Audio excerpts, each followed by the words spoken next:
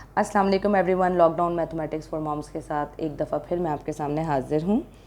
आप सबका बहुत बहुत शुक्रिया कि आपने मेरी पिछली वीडियोस को लाइक किया, सब्सक्राइब किया मेरे चैनल को और मुझे एक मोटिवेशन दी कि जिस कॉज़ के लिए मैं ये काम कर रही हूँ या ये वीडियोस बना रही हूँ वो कहीं ना कहीं किसी न किसी के काम इंशाल्लाह आएगी। आज हम एक टॉपिक शुरू करने लगे हैं जो छोटी क्लासेस के लिए है, 2 class, 3 class, 4 class, grade 2, grade 3 और ग्रेड 4 के लिए। Subtraction with and without regrouping. Subtraction भी वैसे सबको आता ही है, लेकिन विद एंड विदाउट रीग्रुपिंग में एक कॉन्सेप्ट है जो आप अंडरस्टैंड कर लेंगे तो वो बहुत आसानी हो जाएगी आपको सॉल्व करने में। सबसे पहले हम अंडरस्टैंड करते हैं कि सब्ट्रैक्शन विदाउट रीग्रुपिंग बेसिकली होती क्या है। अगर आपके पास एक क्वेश्चन हो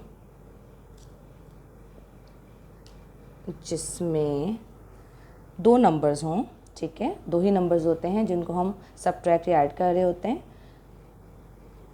जो ऊपर लिखा जाने वाला नंबर है वो नीचे लिखे जाने वाले नंबर से बड़ा है, यानी टॉप पे जो नंबर लिखा हुआ है वो 1 के मुकाबले में 9 बड़ा है। तो यानी सब्ट्रैक्शन विदाउट रीग्रुपिंग उन केसेस में होती है कि जब टॉप पे लिखा हुआ नंबर दूसरे नंबर से बड़ा होगा, यानी ऊपर लिखा हुआ नंबर हमेशा बड़ा होगा और नीचे छोटा होगा, तो सब्ट्रैक्शन विदाउट रीग्रुपिंग होगी। आपको कोई बोरोइंग नहीं करनी। अब ये बोरोइंग करनी नहीं करनी ये क्या है, ये मैं आगे जाके एग्जांपल से समझाऊंगी। अभी सिर्फ ये समझ लें कि सब्ट्रैक्शन विदाउट रीग्रुपिंग वो होती है जिसमें टॉप पे बड़ा नंबर और नीचे छोटा नंबर होता है।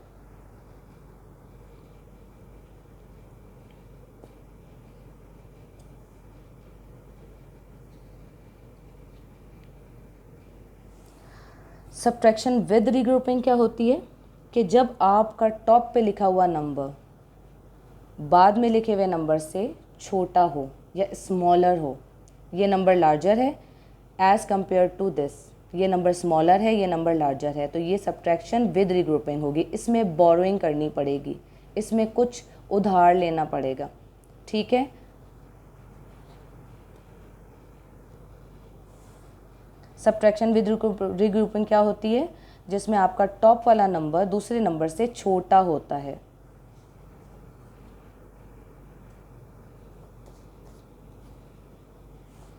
टॉप वाला नंबर दूसरे नंबर से छोटा है तो ये सब्ट्रैक्शन विद रीग्रुपिंग है। ऑलराइट, इसमें बोरोइंग होगी।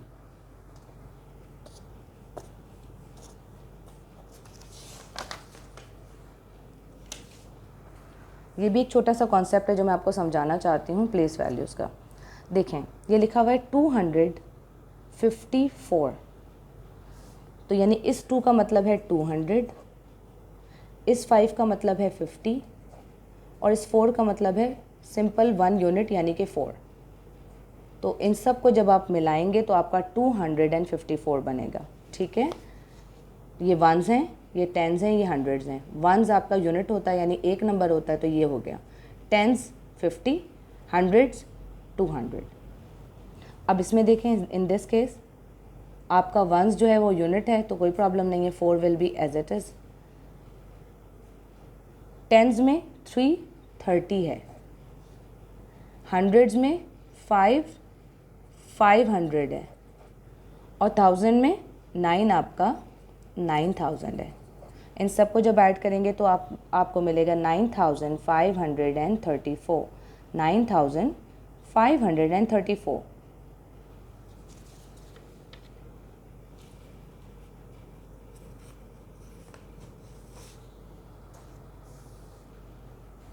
विदाउट रीग्रुपिंग की एक एग्जांपल करते हैं, होपफुली जिससे आपको कॉन्सेप्ट क्लियर होगा, क्योंकि हमें ये बात पता है कि विदाउट रीग्रुपिंग में टॉप पे नंबर जो लिखा होता है वो हमेशा दूसरे नंबर से बड़ा होता है। 5 में से 3 को लेस करें, 8 में से 2 को लेस करें, 9 में से 1 को लेस करें। किसी बोरोइंग की ज़रूरत नहीं है, ठीक है, क्योंकि 5 इतना बड़ा होता है कि उसमें से 3 नंबर निकाले जा सकते हैं, 3 डिजिट्स निकाले जा सकते हैं, 3 यूनिट्स निकाले जा सकते हैं, ठीक है। 80 में से 20 माइनस किया जा सकता है, 900 में से 100 माइनस किया जा सकता है। इधर भी देखें, वंस प्लेस जो आपका ये वाली फर्स्ट प्लेस वैल्यू इसमें वंस हैं, तो आप ये देखें कि 4 बड़ा है 2 से, तो कोई प्रॉब्लम नहीं है, कोई बोरोइंग नहीं होगी। तो फिर आप इसको आराम से सॉल्व करें। 4 माइनस 2 2, 5 माइनस 1 4, 9 माइनस 3 6, 6 माइनस 1 5।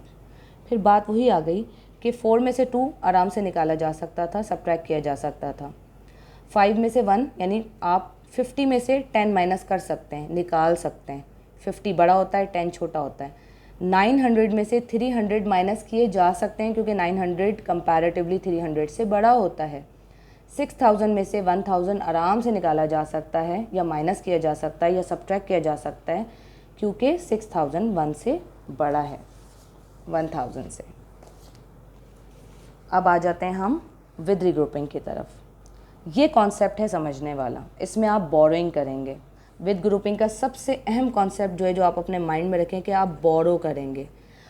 किससे बोरो करेंगे? अपने बराबर वाले से, अपने नेबर से। ठीक है, इसका नेबर ये है और इसका नेबर ये है, यानी इसका पड़ोसी ये है और इसका पड़ोसी ये है। तो माइंड में रखिएगा कि अगर आपके पास जब भी क्वेश्चन आए जिसमें आपका टॉप वाला नंबर दूसरे नंबर से छोटा हो तो आप बोरोइंग करेंगे। ठीक है, आप इससे बोरो करें और इसको 13 बना दें। अब 13 में से 6 माइनस करें तो आ जाता है 7। आपको पता है कि जब आपने बोरोइंग की तो आपने इससे जो है वो 10s लिए थे, तो आप क्या करेंगे, इसको 3 बनाएंगे क्योंकि इसने इसको एक 10s दिए थे तो ये 3 बन जाएगा। 4 क्या बन जाएगा? 3 बन जाएगा। 3 में से 2 गए 1।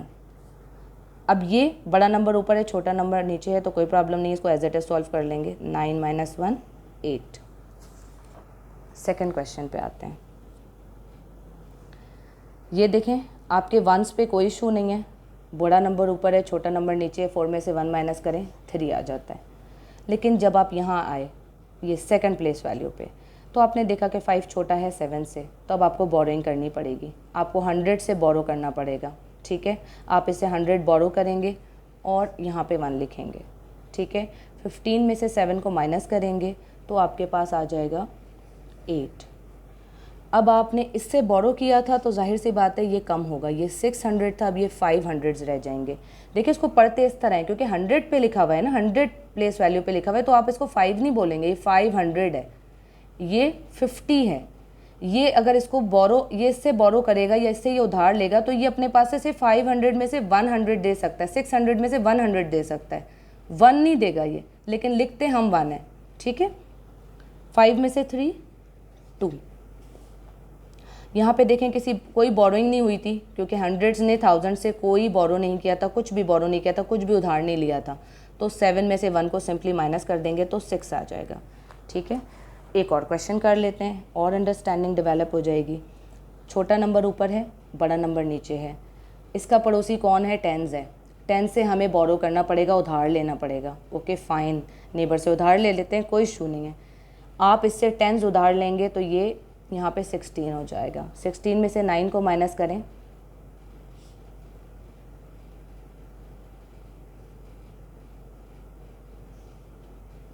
अब इसने इसको उधार दिया था, ये 2 था, अब ये 1 बन जाएगा, यानी 200 थे इसके पास, तो अब ये 100 रह जाएगा। 1 में से 1 जब माइनस होता है तो 0 आ जाता है। यहाँ पे देखें, बड़ा नंबर ऊपर है, छोटा नंबर नीचे है। 4 में से 2 माइनस करें 2 आ जाता है।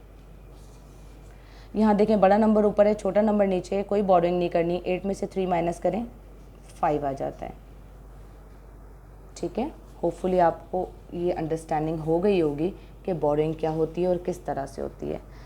अब विद रीग्रुपिंग के कुछ क्वेश्चंस हैं और कुछ विदाउट के हैं। मैं चाहूँगी कि आप इनको सॉल्व कर लें।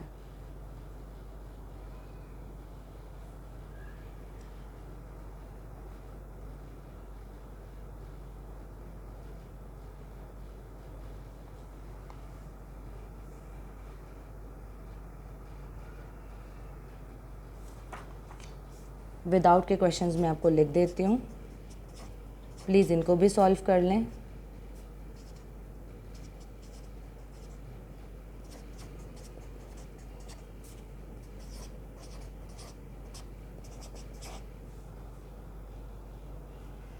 अगर आप 2 भी कर लेंगे तो कोई मसला नहीं है, आपको समझ आ जाएगा।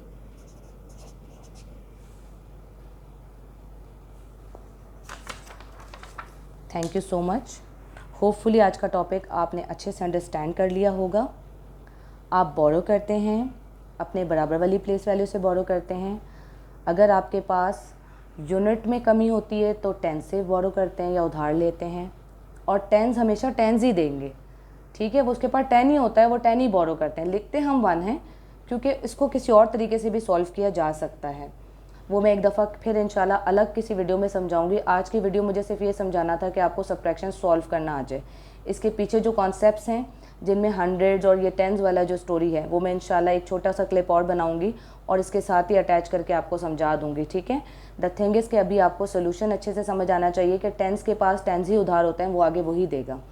और जब आप टेंस पे होते हैं और आपके पास छोटा नंबर ऊपर बड़ा नंबर नीचे होता है, तो आप हमेशा 100 से उधार लेंगे, तो 100 हमेशा 100 ही आगे बोरो करेगा, ठीक है, आपको देगा, ठीक है, लैंड करेगा। उसके बाद आपके पास आ जाता है 100 पे अगर ऊपर छोटी वैल्यू है और नीचे बड़ी वैल्यू और आपके पास 1000 मौजूद है, तो आप 1000 से बोरो करेंगे, उससे उधार मांगेंगे, तो वो बेसिकली 1000 ही बोरो आपको करने देगा या लैंड करेगा, ठीक है, या उधार देगा। आज का टॉपिक इतना ही था। होपफुली आपको अंडरस्टैंडिंग डेवलप हुई होगी। इंशाल्लाह वेरी सून दोबारा किसी छोटी क्लास के टॉपिक के साथ, और मे भी साथ साथ कोई बड़ी क्लास का टॉपिक भी मैं करवाऊँ आपको कंप्लीट। दुआओं में याद रखिएगा और इस टॉपिक को लाइक, सब्सक्राइब और शेयर कीजिएगा। Thank you so much. अल्लाह हाफ़िज़।